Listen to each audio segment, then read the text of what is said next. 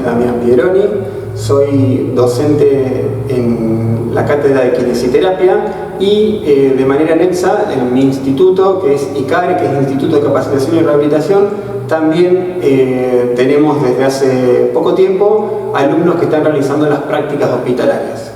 En este año en particular, en donde las prácticas no se pueden dar de manera presencial por la situación de la pandemia del COVID-19, ¿sí?, está siendo una situación muy difícil de sobrellevar para muchos de los estudiantes que este año estaban en quinto año y tenían que hacer sus prácticas hospitalarias.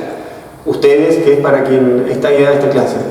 Los docentes de práctica hospitalaria están trabajando muchísimo en poder mejorar las condiciones para que ustedes no pierdan esta experiencia tan importante en nuestra carrera, que es en donde realmente aprendemos a poner mano y aprendemos a un montón de aspectos que hacen al quehacer profesional. Pero bueno, dentro de este video una idea era compartir con ustedes diferentes posibilidades de prácticas que hay, y en particular una práctica que hay, que es la de imaginería mental, que está dentro de prácticas mentales, que es una forma de practicar sin tocar al paciente, una forma de practicar que lo pueden hacer desde su casa, ¿sí?, que les cuento que es un proyecto que este año vamos a empezar a utilizar en los alumnos de Kinesiterapia en segundo año, que viene del trabajo final que hice en el plan de formación docente, en donde mi idea era poder utilizar la imaginería como forma de práctica para la adquisición de destrezas motoras en los alumnos de Kinesiterapia de segundo año. ¿Por qué? Porque en el caso del segundo año lo que sucede es que hay muchos alumnos, según las encuestas que hemos hecho por Guaraní, que trabajan, o muchos alumnos que realmente no tienen con quién practicar en su casa, o los horarios a los cuales ellos podrían practicar no tienen a nadie disponible. Entonces la idea fue ofrecer una forma distinta de practicar. Bien. La práctica mental, ¿sí?, la imaginería, tiene sus bases fisiológicas que le dan sustento de por qué funciona, que podemos encuadrarlas dentro de estos tipos de práctica. ¿Cuáles son las opciones diferentes que tengo de practicar? Bien. Dentro de las opciones que tengo para la práctica, tengo que considerar el tipo de práctica. Entonces yo puedo tener una práctica física o también una práctica mental.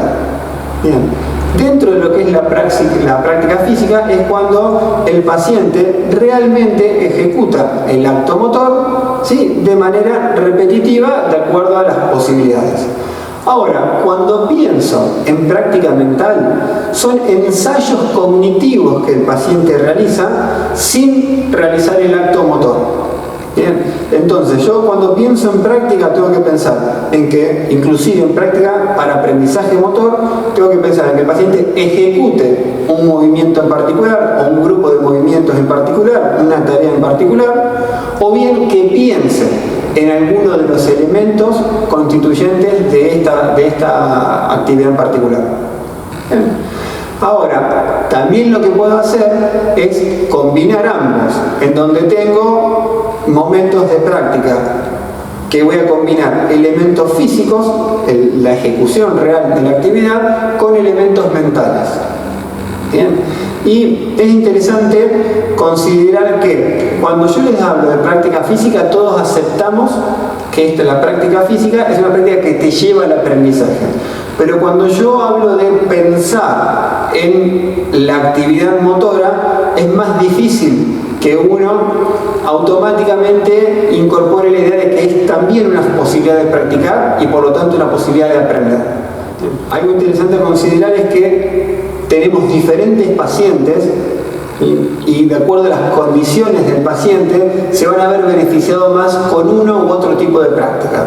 Así yo tengo pacientes que están limitados para realizar la práctica física porque están muy débiles, porque tienen problemas cardiovasculares y no pueden practicar 200 repeticiones de la misma actividad porque se cansan mucho antes y tienen un problema, por ejemplo, cardiovascular, que es un factor limitante para la práctica. Bien. Estos pacientes se pueden ver muy bien beneficiados con la práctica mental. Pacientes débiles que se cansan rápido, pacientes que se ven muy beneficiados con la práctica mental. Por otro lado, tengo pacientes que tienen mucha dificultad de los cognitivos, entonces con estos pacientes que tienen tanta dificultad cognitiva no puedo plantear como elemento de práctica la práctica mental. Para realizar práctica mental necesito elementos cognitivos muy importantes para que realmente sea efectiva. La combinación entre las dos es una muy buena idea y es algo que yo tengo o que he incorporado cada vez más en mi tratamiento cuando quería considerar el elemento fatiga, por ejemplo, dentro de la sesión de tratamiento, que les conté que era un elemento que a mí me costaba mucho manejar. Una de las formas de manejarlo fue intercambiando y haciendo interactuar estos dos tipos de prácticas.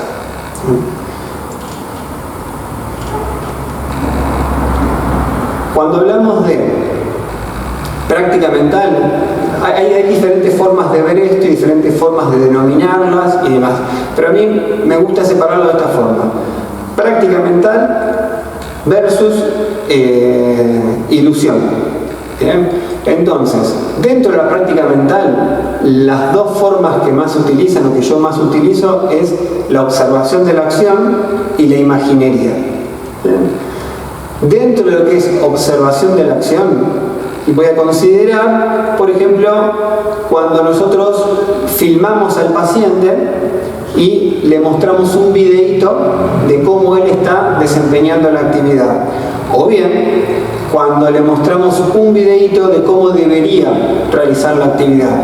Uno de los elementos que utilizamos en la observación de la acción, cuando estamos mostrándole al paciente, haciéndole de modelo de lo que tendría de cuál es la conducta motora que esperamos de ellos, ¿sí? Es una forma de observación de la acción.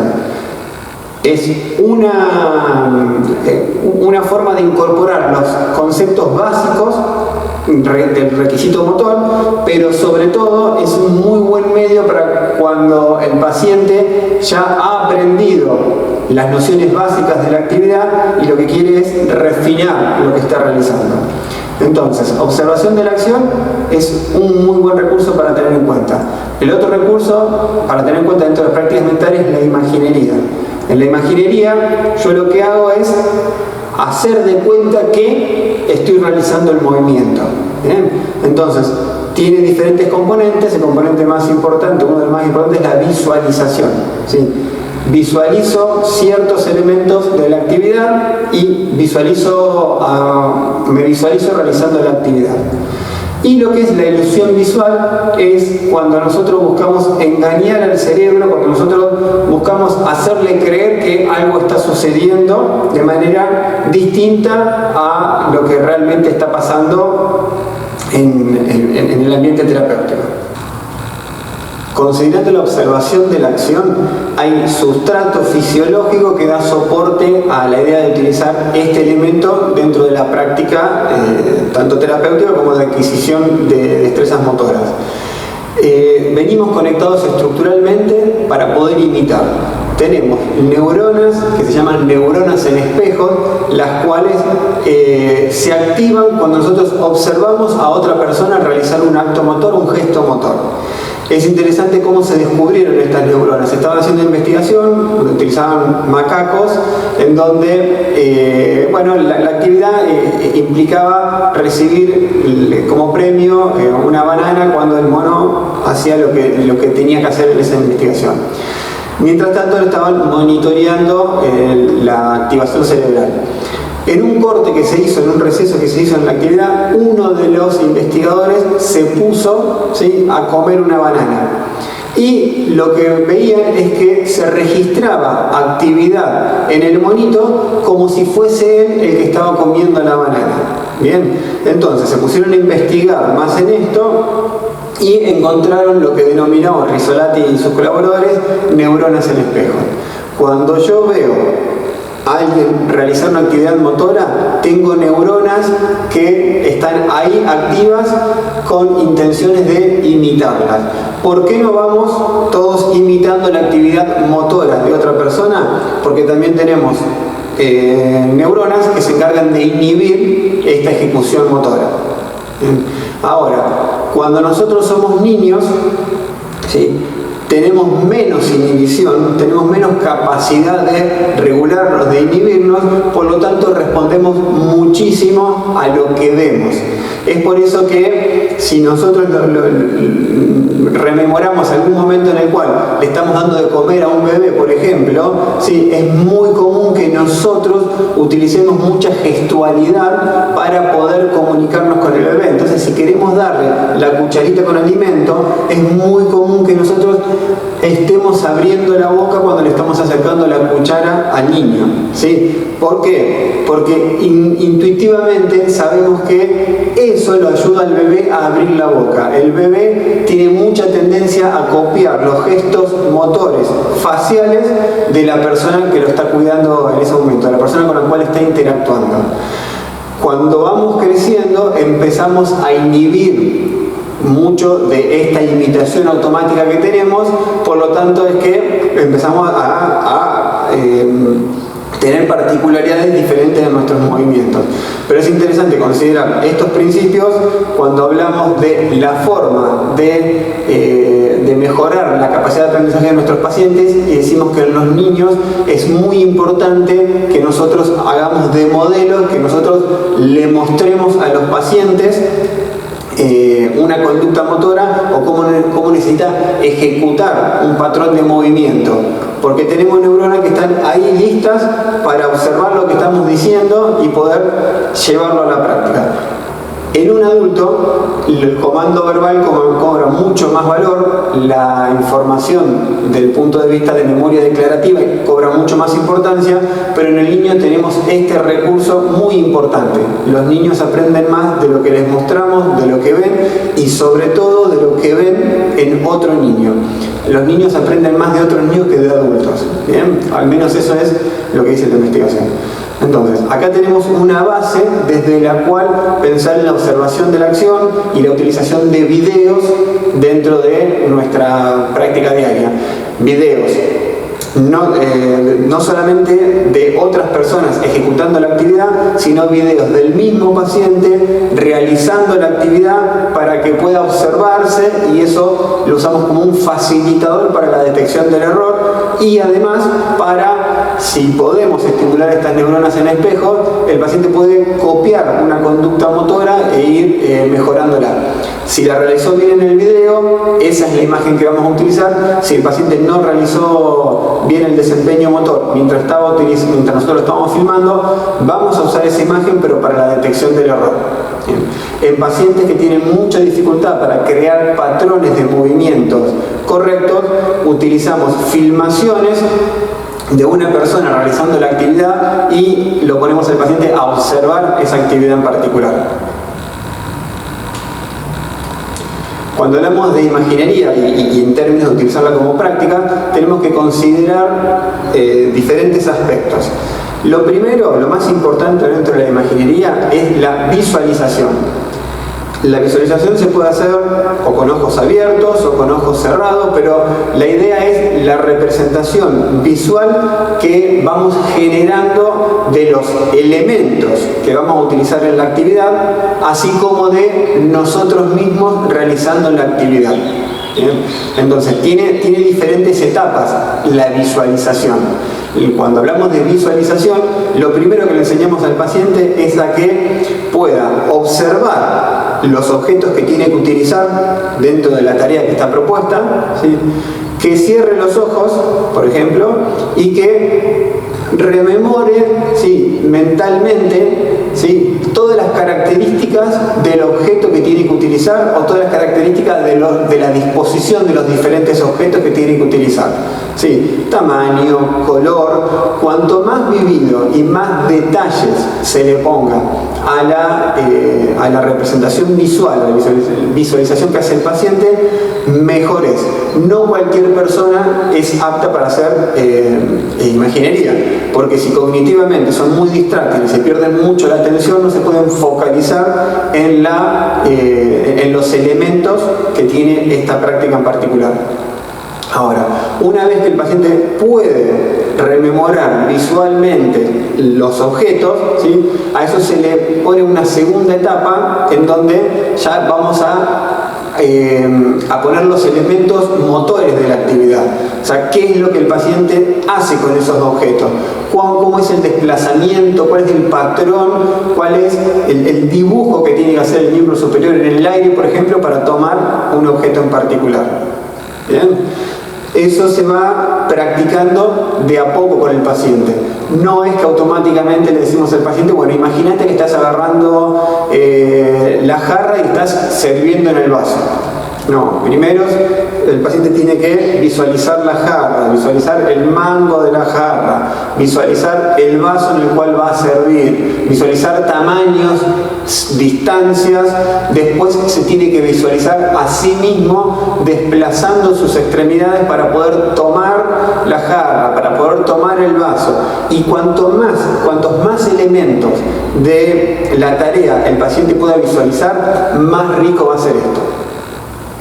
Si consideramos el aprendizaje, como venimos diciendo en el curso, que es pluri o multimodal, ¿sí? Es muy interesante que a esta visualización se le agreguen condimentos desde otras sensaciones. Entonces que el paciente empieza a pensar en olores, ¿sí? Que el paciente empiece a pensar en texturas que tiene los diferentes elementos que está utilizando. ¿Bien? Entonces, olores, texturas, junto a la representación visual, son elementos que van a hacer que sea más vívido el recuerdo que el paciente va a poder generar. Sabemos que el aprendizaje es asociativo, no se aprende una sola modalidad sensorial, sino varias juntas. Entonces, para que la imaginería mental funcione mejor, necesitamos esta multisensorialidad metida en juego. ¿Bien? Si yo esto aplica muy bien, ¿sí? A cuando nosotros queremos aprender una técnica de trabajo. Por ejemplo, si yo quiero trabajar con mis pacientes para poder facilitar cierto movimiento, ¿sí? Es una técnica que es muy útil para nosotros también. Con mis pacientes, ¿cómo lo trabajo a esto? Muchas veces metido, ¿sí? En los tiempos de descanso de la práctica física. Entonces, mientras hacemos la práctica física y el paciente veo que el desempeño empieza a desmejorar, es un buen momento para descansar, pero o bien puedo seguir con práctica física estimulando otros grupos musculares, ¿sí? En cuanto a activación, si estoy haciendo una actividad que requiere activación de deltoides, fibras medias y deltoides laterales, tal vez pase a una activación que requiera más bíceps o codo con muñeca, pero cambie el foco de la actividad. O bien puedo seguir reforzando el mismo patrón de movimiento, pero ya no físicamente con la ejecución motora, sino con la práctica mental. Entonces, en más de una situación me ha pasado estar trabajando, por ejemplo, alcances con los pacientes, que empiece a desmejorar el desempeño, entonces decirle descansar. Pero mientras descansar, ojos cerrados y pensar con los pasos que hemos hablado de la visualización, pero pensar en que estás agarrando el objeto al cual estábamos practicando el alcance, ¿sí? Entonces, práctica física, el descanso sigue con práctica mental, con imaginería, por ejemplo, y después de un tiempito, bueno, ahora al acto motor nuevamente. ¿Bien? No es que hago una práctica o la otra práctica. En términos de investigación, lo que se suele hacer es pacientes que hacen práctica física, pacientes que hacen práctica mental, pacientes que hacen las dos prácticas y pacientes que no hacen nada. Bien. Lo que se ha determinado es que los que siempre tienen mejor resultado son los que pueden llegar a la práctica física. Bien. Los que refuerzan con práctica mental tienen muy buenos resultados. Los que hacen solamente práctica mental no tienen tan buen resultado como los que incluyen práctica física, pero tienen mejor resultado que los que no practican de ninguna forma. Bien. Entonces es un recurso interesante para considerar, y tal vez lo podemos considerar en pacientes que cognitivamente y sensorialmente tienen buenas capacidades, pero no motrizmente. Bien. Como práctica para el hogar inclusive. Siempre este tipo de práctica es muy importante, primero, hacerla en el consultorio o en un ambiente muy controlado, en la cual yo pueda guiarlo mucho al paciente para después establecer una práctica de aprendizaje más libre. Y el otro aspecto es la forma en la cual voy a hacer esta imaginería, en donde puedo considerarla de manera intrínseca o interna o de manera extrínseca o externa. Entonces el paciente puede imaginarse que él está realizando el acto motor, sí, focalizándose de la manera en la cual realmente podría verlo y sentirlo, que es en primera persona, o el paciente puede realizar la imaginería, ¿sí?, posicionándose externamente, imaginándose a él en tercera persona realizando la actividad. Las dos son formas, sería como una observación de la acción imaginada, ¿sí? Las dos son formas de realizarlo. Yo en general utilizo observación de la acción por un lado como idea de tercera persona, y cuando trabajo la imaginería mental con mis pacientes la trabajo siempre en primera persona. ¿Bien? Ideas para darle sustento a la imaginería más allá de los trabajos de investigación que nos pueden dar fundamento para pensar en que la imaginería funciona, ¿sí? Y a ver, si yo considero los diferentes estadios o las diferentes etapas del aprendizaje motor, dentro de ese aprendizaje motor hay etapas en las cuales el trabajo cognitivo, el hablarse a sí mismo, de forma declarativa, pensar en el movimiento, está muy implícito dentro del aprendizaje. Entonces, que yo utilice mi cognición para aprender es algo que está dentro del aprendizaje de manera normal y natural. Lo que estamos haciendo con la imaginería mental es estructurándolo en la práctica, llevando a otro nivel lo que solemos hacer naturalmente. Otro elemento que le da sustento a esto es que los circuitos neuronales que se activan durante el movimiento versus los circuitos neuronales que se activan cuando yo me estoy imaginando que realizo el movimiento son muy similares. ¿Bien? ¿Se acuerdan? Neuronas en espejo, observo la acción y hay neuronas que se activan. Bueno, cuando yo pienso en la acción, cuando yo realizo imaginería con la visualización, sí, también se activan circuitos neuronales en donde la activación es bastante similar a la activación en el momento en el que yo realmente realizo la práctica física. Es interesante este dato para considerar si yo pienso en conexiones neuronales. Hay aspectos de lo procedural que no los vamos a poder incorporar, no lo vamos a aprender de esta manera. Por eso es que no reemplaza la práctica física. Bien. Otra forma de justificar esto que es interesante es que cuando yo pienso, sí, que estoy realizando una actividad, bien, y si paralelamente a esto se sensa electromiográficamente a los músculos que intervienen en esa actividad, hay activación eléctrica. A ver, si yo pienso en una actividad que implica flexionar el codo, ¿sí?, va a haber registro electromiográfico a nivel de bíceps, ¿sí? No va a haber movimiento, porque yo no estoy queriendo generar movimiento, pero igualmente el músculo va a generar actividad eléctrica. Esto es un dato muy interesante, muy importante, cuando tenemos pacientes que no tienen buena salida motora, pero que puede llegar a ser un recurso para considerar, ¿sí? Nosotros en ICADE hemos tenido nuestra experiencia con José Mirovic, que es una bioingeniera que había desarrollado un electromiógrafo de superficie y lo estuvimos probando un tiempo, en donde con nuestros pacientes justamente lo que hicimos fue objetivar esto que habíamos leído, ¿sí? Entonces este es el caso de un paciente con ACV, en donde en este momento, en esta imagen, ustedes lo están viendo que está realizando la actividad. Entonces lo que fuimos es comparando, ¿sí?, el paciente pensando en que realizaba la actividad y qué actividad electromiográfica había, ¿sí?, el paciente preterapia, cuál era la actividad miográfica que había, y el paciente postterapia, qué actividad electromiográfica había. Claramente, ¿sí?, había mucha, era menor la actividad miográfica, ¿sí?, cuando él pensaba, pero existía, ¿sí? como decía el trabajo de investigación que habíamos leído. Ahora, lo que nos gustó mucho de esta experiencia es que previo a la sesión de tratamiento y post sesión de activación del bíceps en particular, ¿sí?, se registra una mejor activación, una mayor activación post terapia.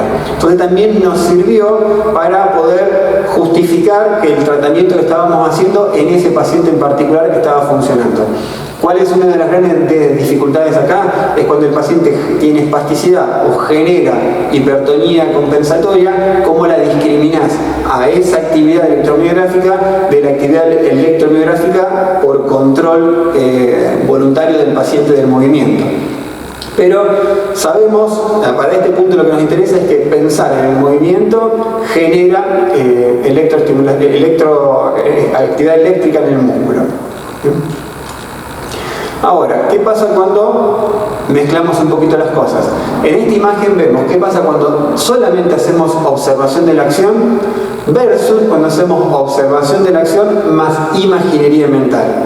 Cuando yo observo cómo otra persona realiza la actividad versus cuando yo observo a otra persona realizando la actividad y imagino que soy yo quien la está haciendo. ¿Bien? Es poner en conjunto las dos situaciones. Entonces, dentro de lo que es el mapeo de activación, vemos que hay más activación, inclusive se activa el cerebelo, que dijimos que es clave para el aprendizaje cuando yo estoy haciendo imaginería mental junto con observación de la acción. Pero si yo solamente estoy observando la acción, no hay actividad a nivel del cerebelo. Entonces, es muy interesante este trabajo de investigación para darle más fuerza a esta idea que tenemos de que la imaginería mental es una muy buena idea para la práctica. Ahora, la otra rama, el otro concepto que quería introducirles, que era el de ilusión visual. Ilusión visual se empezó a utilizar para el tratamiento de pacientes amputados para el dolor del miembro fantasma. Bien. Ahora, eso fue evolucionando, fue cambiando y, por ejemplo, lo que es terapia en espejo, que es una forma de hacer ilusión visual, cobró mucha fuerza con el paso del tiempo. ¿En qué consiste esto? En ilusión visual habíamos dicho que era engañar al cerebro. Entonces, se pone un espejo, como vemos en la primera imagen. Esa es una terapista que se posicionó para la foto, para que se vea bien cómo es el espejo. Entonces, el paciente se ubica visualmente de este lado del espejo. Es para pacientes, esto funciona muy bien. Nosotros tenemos mucha experiencia en probarlo con pacientes con ACV e inclusive pacientes con lesión medular incompleta con más función de un lado que del otro. También lo hemos probado con buenos resultados. Entonces, el paciente lo que hace es mover la mano hábil, ¿sí? Y como está posicionado con el espejo de este lado, lo que está visualmente incorporando es que se mueven las dos manos a la vez. ¿Bien? La mayoría de los trabajos implica eso, solamente engañar al cerebro. Nosotros la forma en la cual utilizamos terapéuticamente a esto es pidiéndole al paciente que la actividad la realice con las dos manos en general, ¿sí? Y si el paciente puede generar algo de activación con la mano más afectada, muchas veces lo dejamos libre, pero más allá del aprendizaje libre, de dejar libre la mano, también muchas veces utilizamos facilitación, utilizamos guía para que el aprendizaje se dé, para que el movimiento se dé lo más parecido a lo que el paciente está observando. Entonces, en esta imagen ven a la terapista que está colocando su mano sobre la del paciente para que se realice eventualmente el movimiento. ¿Sí? Y también hay posibilidad de mezclar todo, que uno ya no sabe cómo llamarlo: ilusión visual, observación de la acción, imaginería mental. Este es un trabajo que nos compartió el médico de la institución en la cual trabajábamos y lo llevamos a cabo con pacientes con lesión medular. Es un trabajo que, de nuevo, estaba pensado para el dolor neuropático, ¿bien?, en pacientes con lesión medular. Paciente con lesión medular completa, lo que pueden observar es el paciente sentado en su silla de ruedas y ven que la imagen está dividida en dos, ¿sí? Desde la cintura hacia arriba es un espejo. Bien, desde la cintura hacia abajo, ¿sí?, hay una pantalla en donde se están proyectando piernas caminando. Entonces, el paciente visualmente, ¿sí?, lo que está viendo es un cuerpo continuo en donde está su tronco y de ahí en más hay piernas que se mueven. ¿Bien? Entonces, la indicación, ¿por qué digo que mezcla todo? Porque el paciente está observando la acción, que es el movimiento de los miembros inferiores, y con los miembros superiores el paciente tiene que observar, naturalmente, pero se tiene que imaginar que es él el que está caminando. Y a su vez, como estamos superponiendo diferentes imágenes, le estamos generando la ilusión, estamos buscando confundir al cerebro. ¿Bien? Este trabajo de investigación hablaba muy bien en términos de lo que era el trabajo del dolor neuropático. Nosotros lo probamos con pacientes con lesión medular, no encontré ninguna foto de los pacientes para poder hacerlo, así que utilicé la foto de la investigación, pero los resultados que nosotros obtuvimos fueron que pacientes con dolor, que lo clasificaban como entre 8 y 9 constantemente, luego de hacer la actividad, lo hacíamos 3 veces por semana, luego de realizar la actividad, el paciente manifestaba que el dolor era un 7, tal vez un 8, pero en general bajaba 2 y hasta 3 puntos la clasificación del dolor de 0 a 10 para el paciente. Ahora, lo que esto se sostenía en el tiempo era muy poco tiempo. Esto lo probamos durante varias semanas, ¿sí? El paciente fue mejorando, pero no se sostenía en el tiempo. Y cuando hicimos retención a la semana, era un paciente que ya no era más paciente, que lo incorporamos para el estudio. Este paciente en particular, que fue con el que más tiempo lo hicimos, había perdido la ganancia esta de la pérdida, de la disminución en el dolor. Entonces, es interesante considerar que este tipo de cosas, que al menos momentáneamente por un tiempo puede funcionar, pueden confundir al cerebro, pero además este trabajo de investigación nos sirvió como disparador para pensar en otras cosas que podíamos hacer. Entonces, por ejemplo, empezamos a probar esto en pacientes con ACV, en donde teníamos la proyección de piernas caminando de manera normal. A ver, hay cuestiones interesantes para engañar al cerebro. Si era mujer, ¿sí?, las piernas que caminaban, que se proyectaban, eran de una mujer. Si era un hombre, las piernas que se proyectaban caminando eran de un hombre. Bien. Dentro de lo que hacíamos era la proyección, y por momentos utilizábamos espejo arriba y a veces no poníamos espejo arriba. Entonces íbamos combinando diferentes situaciones. Inclusive pacientes a los cuales nosotros les facilitábamos la marcha, en este caso es Marina, con un paciente con ACV, y a veces lo hacíamos con suspensión de peso, a veces en algunos pacientes sin nosotros estar facilitándolo y simplemente que estén caminando, pero siempre la idea clave era la observación de la acción y que el paciente imagine que era él quien lo estaba haciendo. Cuando le sumás el espejo y le generás esa confusión al cerebro, ¿sí?, le estás agregando el componente de ilusión visual. También nos sirvió como disparador para probar diferentes formas de realizar esto, como por ejemplo también a miembro superior, en donde realizábamos actividades con el paciente. De nuevo, filmábamos nuestra mano, ¿sí?, con la campera del paciente, por ejemplo. Entonces el paciente ejecutaba el acto motor con la campera puesta y lo que estaba viendo, ¿sí?, proyectado era su miembro superior sin cabeza, ¿sí?, a la misma actividad, ¿bien?, con su ropa y demás. De nuevo, la idea era generar confusión. En términos generales, tengo que decirles que hemos visto muy buenos resultados en algunos pacientes y en otros pacientes no tanto. Hay algo que es clave, que es que el paciente confíe y crea en que esto puede funcionar. ¿Bien? Como no es lo único que hacemos nosotros, imaginería, ilusión visual, observación de la acción, sino que utilizamos también la práctica física porque sabemos que funciona, es difícil cuantificar cuánto esto aporta extra. Lo que es seguro es que tenemos muchos pacientes que se pueden ver muy beneficiados realizando este tipo de prácticas y nosotros lo utilizamos muchísimo. Como les digo, puntualmente no hace falta organizar todo esto, sino la imaginería en periodos de descanso es algo que utilizo muchísimo. Imaginería cuando el paciente está en su hogar tranquilo y que piense en algo que funcionó bien en la sesión es algo que utilizo muchísimo. Ahora, esto tomó otra medida, otro nivel cuando acá en ICARE pensamos o se fue desarrollando lo que era el área de rehabilitación virtual. El área de rehabilitación virtual, que tiene su propia presentación, que es esta,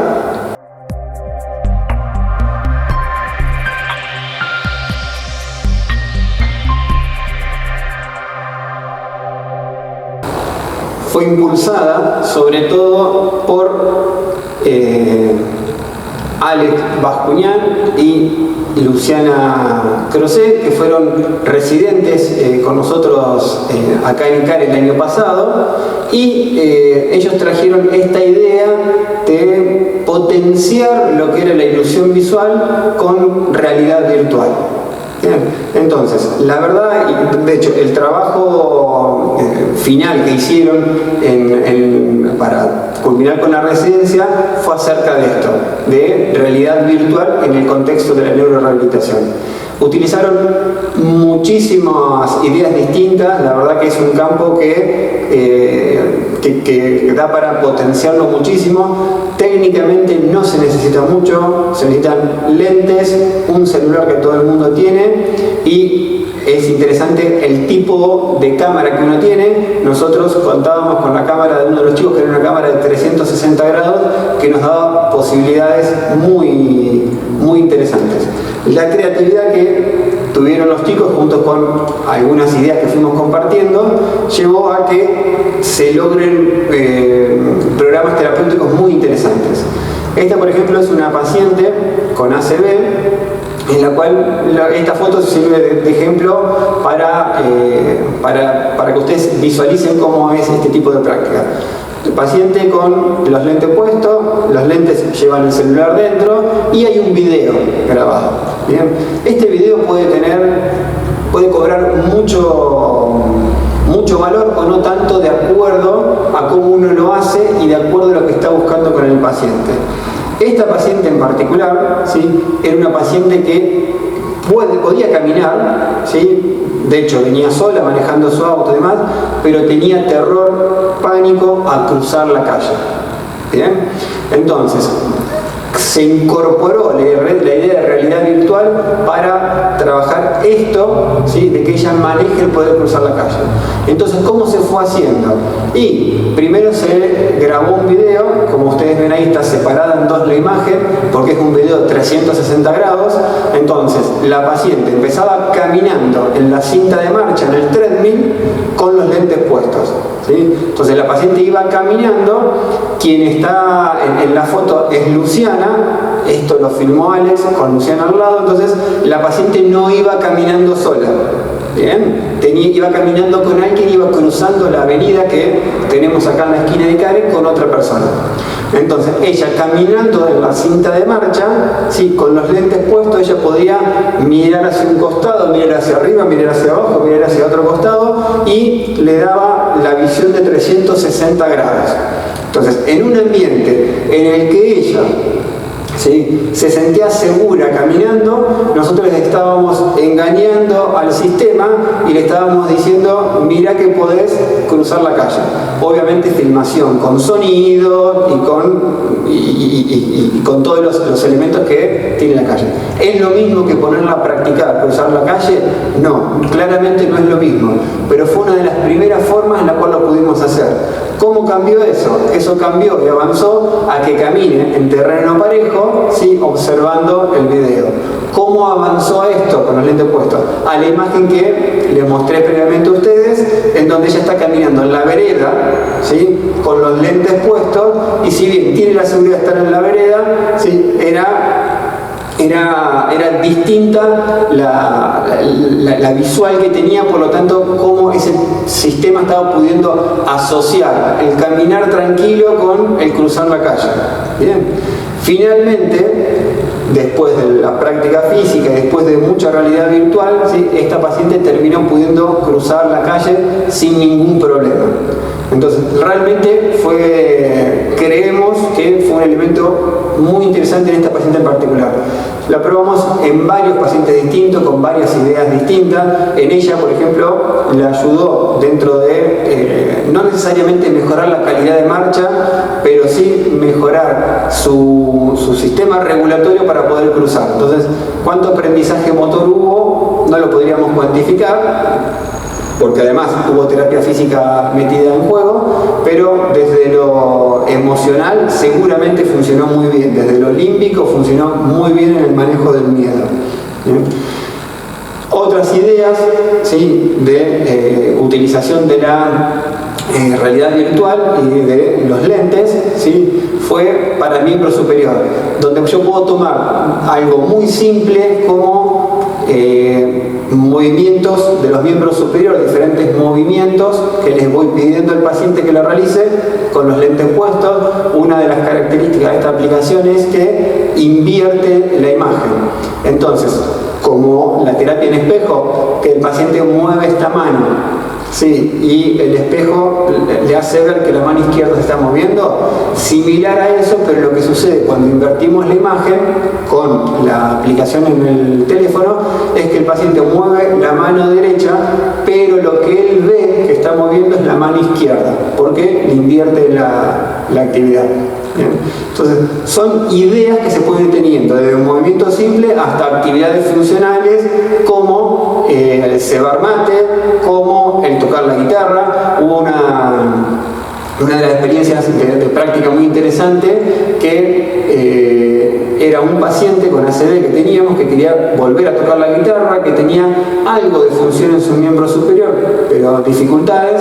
Entonces, parte de lo que se hizo fue colocarle los lentes. Él se veía tocando la guitarra, él utilizaba su mano derecha para hacer el rasguido y la mano izquierda, que es la que tiene más complicada, que es la con la que tenía que hacer los acordes, ¿sí?, el terapista estaba realizando los acordes del otro lado. Entonces, la información sonora había que engancharla junto con el video, ¿no? Pero la información sonora que tenía el paciente, más lo que estaba viendo y demás, generaba este caos, esta confusión, para que el sistema sin duda se active para poder pensar en esto y resolverlo de diferentes formas. Esta propuesta que yo quería compartirles a ustedes es que piensen que durante todo el tiempo libre que están teniendo, ¿sí?, ustedes podrían estar capitalizando ese tiempo para poder aprender a realizar maniobras, ¿sí?, que ustedes fueron practicando durante estos años en la universidad, ¿sí?, de manera no ideal, porque la práctica física no va a ser nunca reemplazada por la práctica mental, por la imaginería, pero es un elemento que tienen disponible. Entonces, dentro de los pasos que dijimos, que eran visualización, ¿sí?, del objeto o de los objetos necesarios, en este caso lo que van a visualizar ustedes va a ser el paciente al cual quieren realizarle la maniobra, ya sea de evaluación o de tratamiento, de movilización y demás. Entonces van a visualizar al paciente, se van a visualizar ustedes, van a visualizar su postura, ¿sí?, y luego se van a visualizar realizando la actividad. ¿Bien? Como les dije, esto tiene componentes que son pluri o multimodales, entonces tienen que ponerle otras sensaciones, otros olores, diferentes ideas de tacto, de ruido, de sonido a lo que ustedes están haciendo. Claro, es más fácil cuando vos ya pudiste practicarlo físicamente y ahora estás haciendo la imaginería para sumarle práctica a esa física. Pero bueno, si nosotros utilizamos un poquito de imaginación para poder imaginar, creo que es algo que podrían considerar. Entonces, a ver, podemos practicar una actividad en particular que todos ustedes han practicado ya porque todos pasaron por kinesiterapia en segundo año. Entonces, podemos practicar, por ejemplo, ¿sí?, lo que sería la movilización pasiva analítica simple para la articulación glenohumeral en el hombro. Entonces, lo primero que haríamos nosotros es cerrar los ojos y focalizarnos en los objetos, nuestro paciente. Entonces, ustedes ahora lo que podrían hacer es cerrar los ojos y pensar en que tienen un paciente adelante de ustedes. Ahora, ¿pensaron si ese paciente estaba sentado o parado? ¿Pensaron a qué altura de ustedes, en relación a ustedes, está el hombro del paciente? ¿Pensaron si ustedes están más a posterior del paciente, si ustedes están más de lateral del paciente, si están a medio camino entre lateral y a posterior del paciente? ¿Sí? Quienes no lo están practicando y que solamente están mirando el video, no les va a servir esto. Así que cierren los ojos y vayan siguiendo las indicaciones conmigo. Paciente adelante. Bien. Ahora piensen si está sentado, si está parado. Dentro de kinesiterapia lo que les enseñamos era que el paciente estaba sentado delante de ustedes y ustedes estaban ubicados detrás del paciente y un poco en el lateral. Bien. Entonces tienen la posición del paciente y tienen su posición. Ahora, al paciente se le imaginaron hombre o mujer, niño o adulto, adulto mayor, ¿sí? Se imaginaron qué ropa tiene puesta, se imaginaron qué remera tiene puesta, se imaginaron de qué color es, ¿sí? Se imaginaron un olor que tiene esta persona, ¿sí? Bueno, eso sería el segundo paso, me estoy adelantando. Entonces, ¿se imaginaron toda la contextura del paciente? ¿Es un hombro grande? ¿Es un hombro más chiquitito? ¿Hay grupos musculares grandes? ¿Hay un deltoides grande? ¿O hay un deltoides que está muy disminuido en tamaño? ¿Hay debilidad? ¿Hay fortaleza?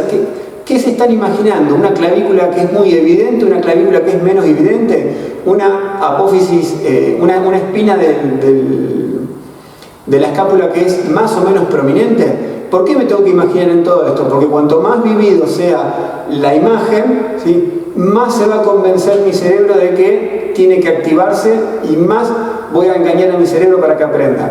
¿Bien? Entonces, la indicación era 4 dedos sobre la clavícula y el pulgar sobre la espina.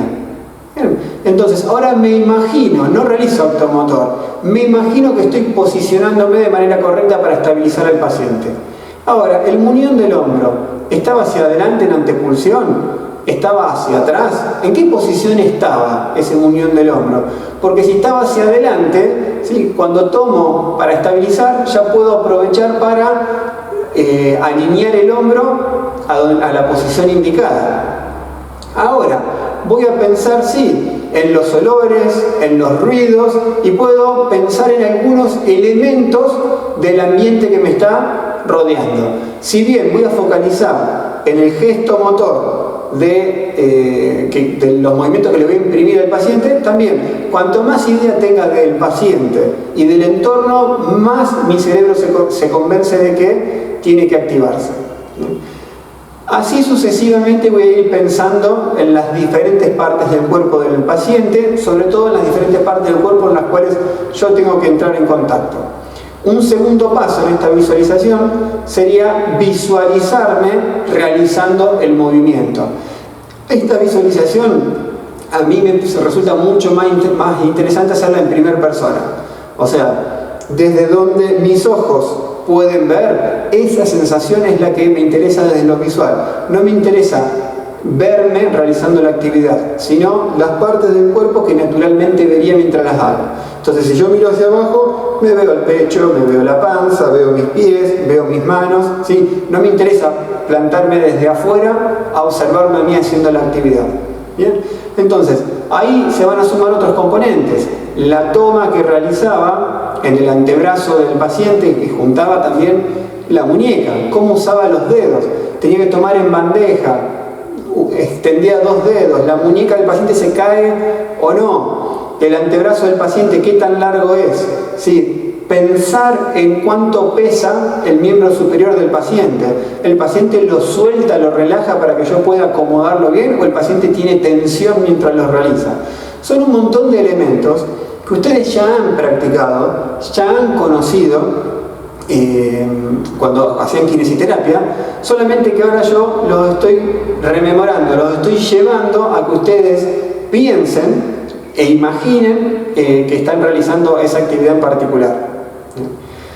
La imaginería mental, como les comenté antes, funciona, es un recurso que yo utilizo muchísimo con mis pacientes, y creo que es un recurso que, bueno, se utiliza muchísimo en deporte, bien, y sobre todo en deporte de élite, y es un recurso que creo que es muy importante para que ustedes aprovechen y utilicen durante lo que dura esta cuarentena. ¿Por qué? Porque la práctica física en la mayoría de los casos no la van a poder realizar. Entonces, tomen los diferentes libros, las diferentes pruebas que aprendieron a realizar, las diferentes movilizaciones que aprendieron a realizar, léanlas, ¿sí? Y pónganse en situación de imaginarse que la están realizando. Y les recuerdo esto: cuanto más vividos sean los recuerdos, que ustedes, no van a ser recuerdos en gran medida, pero cuanto más vivido sea lo que ustedes imaginen, ¿sí?, más áreas del cerebro van a estar activándose. Cuanto más áreas del cerebro se estén activando, más capacidad de asociar diferentes informaciones vamos a tener. Por lo tanto, como el aprendizaje se da de manera asociativa, se da involucrando diferentes partes del cerebro, y cuantas más partes se involucren, mejor, más afianzado va a estar el aprendizaje, ustedes van a poder incorporar técnicas de manera virtual, de manera en la cual lo pueden hacer hoy por hoy, que es sin estar tocando al paciente. Esto funciona, no va a reemplazar nunca el que ustedes no estén pudiendo ir a la clínica, al hospital, que no estén pudiendo venir a ICARE a practicar con los pacientes y hacer observación de la acción cuando nos ven a nosotros trabajando con los pacientes. Pero los invito a que prueben esto, los empujo a que incorporen esto dentro de lo que están haciendo todos los días. Menos lectura, menos Netflix y más tiempo dedicado a la imaginería. Es una forma en la cual tienen de ganarle tiempo a esta situación que nos convoca a todos. Bueno, espero haber aportado mi granito de arena, y cualquier duda que tengan con respecto a esto pueden comunicarse con nosotros a ICARE, y estamos disponibles tanto directamente como con los profes de la cátedra que nos convocaron a poder apoyar de esta manera al menos el proceso de aprendizaje de prácticas hospitalarias para ustedes, que están siendo muy poco físicas, y tenemos que buscar otra forma de hacerlo, que es imaginería mental o observación de la acción, como dos métodos de práctica mental. Saludos, y espero que puedan empezar a practicar lo antes posible. Si no es físicamente, al menos que imaginen con práctica mental. Saludos.